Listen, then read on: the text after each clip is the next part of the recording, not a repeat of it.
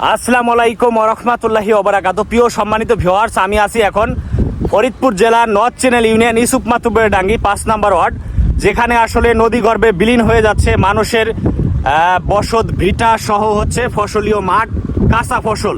ঠিক সেই জায়গাতেই আছি। পদ্মা নদীর ভাঙন কিন্তু থেমে নাই আজকে পর্যন্ত।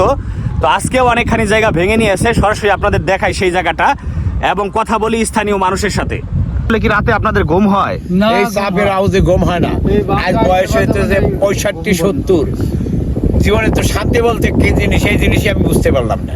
এই কুল ভাগে ও কুল করে, এখান থেকে সরে ওখান থেকে ওখান থেকে এই বিটে মাটি করতে করতে আমার জীবনটা শেষ, টাকা পয়সা এইভাবেই শেষ হয়ে যায়। আমরা তো কৃষি মানুষ, আমার আদা আবাদ করে খাই, নিজের বাপের খেলে সম্পদ।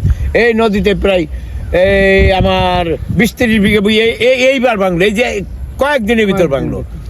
এখন এই যে ভাঙতেছে, নিজের কতটুকু সম্পত্তি থাকে কার আর কতটুকু কি থাকে, কি অবস্থা। আমরা না পারি অন্য কিছু করবে, আমরা তো কৃষক মানুষ।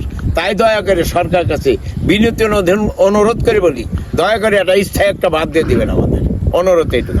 প্রিয় সম্মানিত ভিউয়ার্স এবং কাছে দূরে দেশে প্রবাসে যে যেখান থেকে দেখতেছেন, আজকের ভিডিওটা সবাই সর্বোচ্চ শেয়ার করে ছড়িয়ে দিবেন। নদীর পার্বতী এলাকার মানুষের কথা চিন্তা করে, কৃষকের কথা চিন্তা করে। কৃষক যদি না বাঁচে তাহলে দেশ বাঁচবে কিভাবে?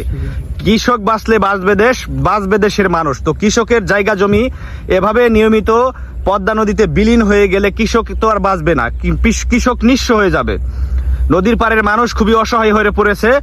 রাতের বেলা দিন শেষে সারাদিন পরিশ্রম করে, এই যে দেখেন এখন আবাদি কৃষি কাজ করে আসলো। ওনার হাতে কিন্তু একটা কাশিটা একটু উঁচু করেন তো, ওনার হাতে একটা কাশি, চকে থেকে কাজ করে আসলো। এই যে সারাদিন পরিশ্রম করার পরে দিন শেষে রাতে যে একটু শান্তিতে ঘুম দিবে, সেই ঘুমও চোখে আসে না। কোন সময় যেন তার ঘরের ভিটার মাটিটা পদ্মা নদীতে বিলীন হয়ে যায়, এই চিন্তা হচ্ছে সব সময়।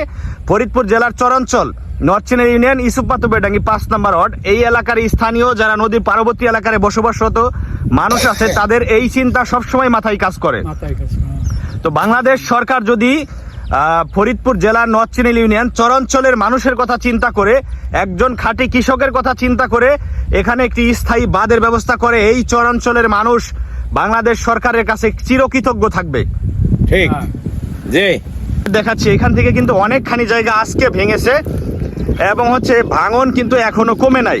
ওইদিকে আবার হচ্ছে কিছু জিও ব্যাগ ফেলানো হয়েছে। জিও ব্যাগের কারণে ওই সাইডটা একটু সেভ হইলেও ওইদিকে স্রোতটা বাড়ি খেয়ে স্রোত কিনারা দিয়ে এইদিকে আসার কারণে এইখানে কিন্তু আবার ভাঙনের সৃষ্টি হয়েছে। তো আজকে এখানে আমাদের একটা সাংবাদিক ভাই আসছিল, সেও এখান থেকে ভিডিও করে নিয়ে গেছে সরাসরি। আমি যেহেতু ফরিদপুর নর্থ চ্যানেল ইউনিয়ন চরাঞ্চলের ছেলে, সেই জায়গা থেকে আমি আমার জায়গা থেকে সর্বোচ্চ চেষ্টা দিয়ে একেবারে সঠিক তথ্য আপনাদের মাঝে তুলে ধরার চেষ্টা করতেছি। দেখতে পাচ্ছেন এইখানে কিন্তু আজকে নদীতে ভাঙতেছে। আমি আসার পরেও এখানে কয়েকটা চাপ পড়েছে।